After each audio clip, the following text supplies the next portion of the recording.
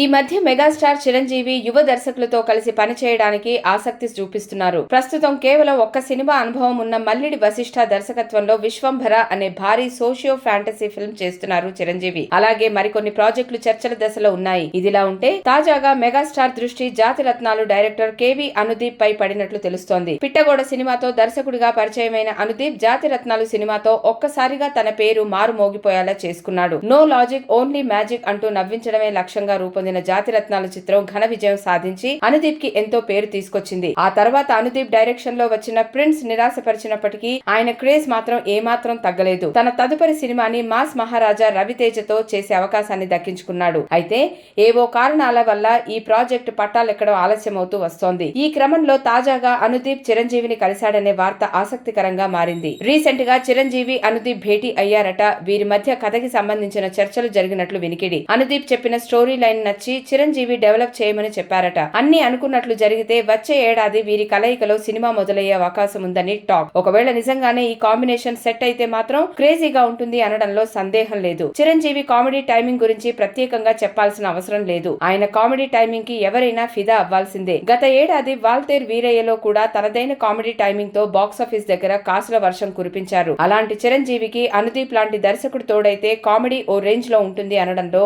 డౌటే లేదు.